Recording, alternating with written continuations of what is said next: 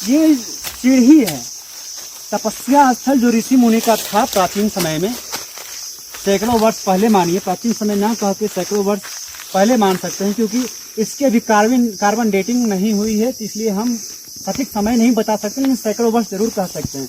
यहाँ पर एक गुफा जैसा दृश्य आपको दिख रहा होगा, कैमरामैन थोड़ा नजदीक आके दिखाइए। गुफा जैसा दृश्य दिख रहा होगा, उस तपस्या स्थल पे हम लोग पहुंच चुके हैं।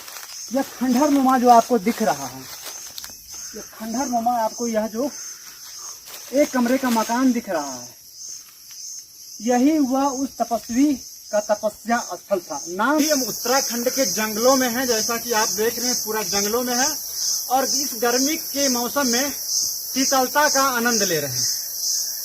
और जैसा कि आप वीडियो में देख रहे हैं, हम पेड़ पे चढ़े हुए हैं, बिल्कुल शीतलता का घने जंगलों के छांव का आनंद ले रहे हैं। तो आज हम आपको बताने वाले हैं इस जंगल में, इस वीडियो के माध्यम से, और कुछ दिखाने वाले हैं इस वीडियो के माध्यम से। देरी नहीं करते हैं और इस वृक्ष से उतरते हैं, पेड़ से उतरते हैं और मुद्दे पे आते हैं जो हम आपको दिखाना चाह रहे हैं, बतलाना चाह रहे हैं।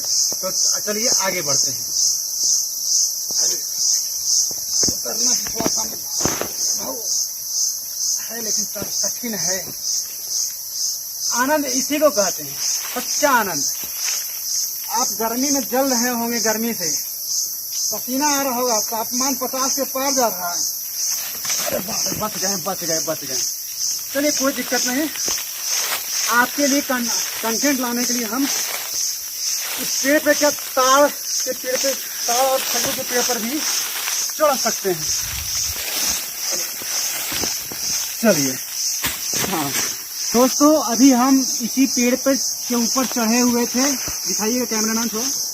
अभी हम इसी पेड़ के ऊपर चढ़े हुए थे और प्रयास कर रहे थे कि आपको गंभीर बातों को आसानी से आपके सामने रखने का। लेकिन अभी ऐसा समय आ चुका है कि 5 साल का 10 साल का बच्चा भी हमेशा देखिएगा चिंता में ही डूबा रहेगा। कारण क्या था, तो चलिए आगे दिखाते हैं, हम आपको बताते हैं कि यह जो स्थान हम जहाँ पे आए हुए हैं, एक संत महात्मा का तपस्या स्थल था।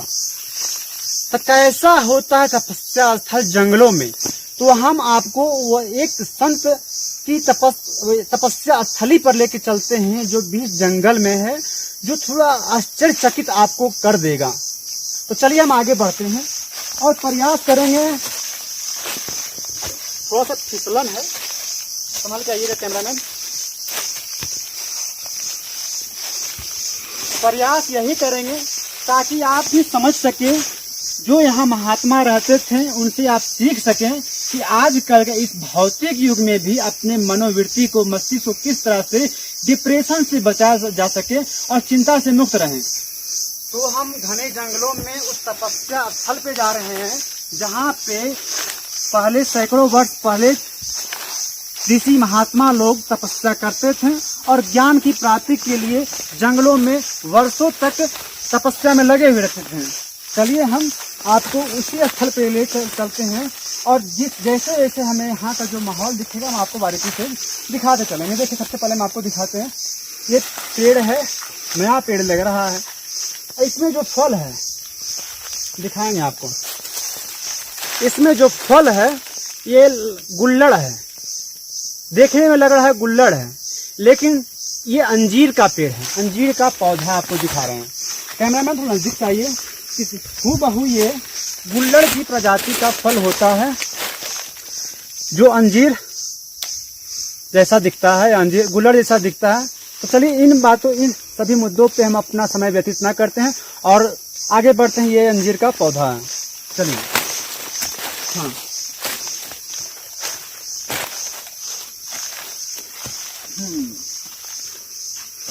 आ रही है कैमरामैन, धीरे धीरे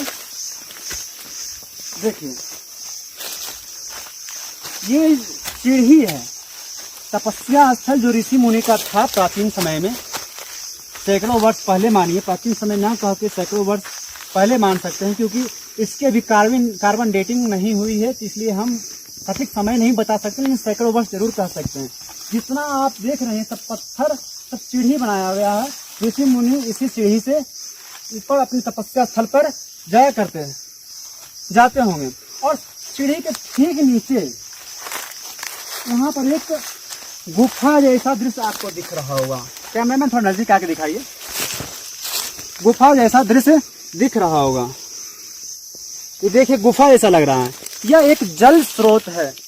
कहा जाता है कि इसमें कभी भी जल का समाप्त नहीं होता था, जल खत्म नहीं होता था। ऋषि मुनि की तपस्या का प्रभाव था शायद कि अभी तक इसमें जल का अंश आपको देखने को मिलेगा। देखिए हाथ पर एक अभी भी कीचड़ जैसा है। किसी समय यह गांव वाले बताते हैं यहाँ के किसी समय यहाँ सुखाड़ था, लेकिन जब से यहाँ पे ऋषि मुनि रहने लगे, तपस्या स्थल उनका जब से बना, इस छोटी सी गुफा में पानी का स्रोत बन गया। उनको जब ऋषि मुनि को पानी की आवश्यकता होती थी, तपस्वी मुनि को जब भी पानी की आवश्यकता होती थी, इसी जल स्रोत से वो पानी लिया करते थे, जो कि जीवन के लिए जरूरी था। इस देह हाड़ मास के देह को जरूरी था। तो चलिए हम अब इन सीढ़ियों के माध्यम से आगे बढ़ते हैं और उस तपस्या स्थल को, तपस्वी के तपस्या स्थल को देखते हैं। उस तपस्या स्थल पे हम लोग पहुंच चुके हैं। यह खंडहर नुमा जो आपको दिख रहा है, यह खंडहर नुमा आपको यह जो एक कमरे का मकान दिख रहा है, यही हुआ उस तपस्वी का तपस्या स्थल था। नाम तो जिक्र नहीं है, क्योंकि भारत में ऐसे कई तपस्वी हुए, ऐसे कई सिद्ध पुरुष हुए जिनको नाम से जानना संभव नहीं है। तो चलिए हम आपको बारीकी से दिखाते हैं इस ऋषि मुनि की तपस्या स्थल। हाँ, जो अब खंडहर में बदल चुका है। कैमरामैन संभल के आइएगा, थोड़ा सा जगह संकीर्ण है, आगे आ जाइए। बस आप वहां से देखिए कैप्चर हो रहा है सब कुछ। संभल कर देखिए, यह एक कमरे का निवास स्थान तपस्या स्थल रहा होगा पूरा। देखिए एक कमरे का ये है। घर जब भी होता है एक से अधिक कमरे का होता है, दो कमरे का, 4 कमरे का, 10 कमरे का। लेकिन ये जो इस जंगल में चारों तरफ देखिए, आप कैमरा में चारों तरफ दिखाइएगा, चारों तरफ जंगल ही जंगल है। अब बीच जंगल में यह तपस्या स्थल, तपोभूमि है किसी ऋषि, महान ऋषि का।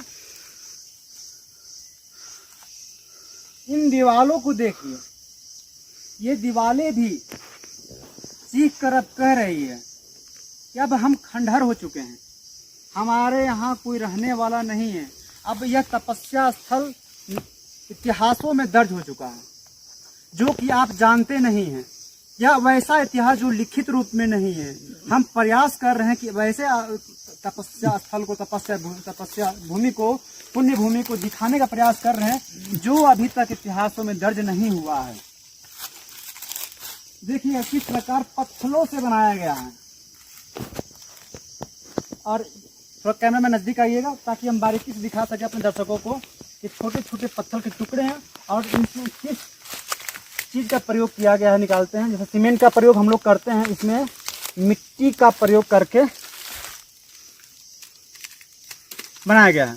तो हम अभी आपको दिखा रहे थे उत्तराखंड के जंगलों में ऋषि मुनियों का तपस्या स्थल। ऋषि मुनियों का तपस्या स्थल कैसा होता है, किस जगह होता है और कैसी सुविधाएं होती हैं। सुविधाओं के नाम पर यहाँ आपको जल स्रोत हम आपको दिखा चुके हैं। ऋषि मुनियों को जल स्रोत के अलावे भोजन के लिए कुछ जंगली फल की आवश्यकता पड़ती होगी और ज्यादा कुछ नहीं पड़ता होगा। तो हम यही इसी तपस्या स्थल को हम आपको दिखा रहे थे, जो कि अब खंडहर बन चुका है। शायद यही तपस्या स्थल किसी शहर में होता या एक स्मारक बन गया होता, इसे देखने के टिकट लगता और सरकार इससे एक मोटी रकम वसूल करती और उस तपस्वी का नाम भी आप जानते। लेकिन जब जंगल में कोई व्यक्ति तपस्या करता है और ऋषि बन जाता है, मुनि बन जाता है, तपस्वी बन जाता है और अपने तपस्वी से अर्जित किए हुए ज्ञान को संसार में बिखेरता है, तो हम उस ऋषि मुनि के बारे में नहीं जान पाते हैं, उसके ज्ञान को हम नहीं समझ पाते हैं, लेकिन उसका ज्ञान हमारे पास पहुंच जाता है। तो आप देख रहे थे बंजारा न्यूज और बंजारा न्यूज के साथ मैं स्वामीकांत।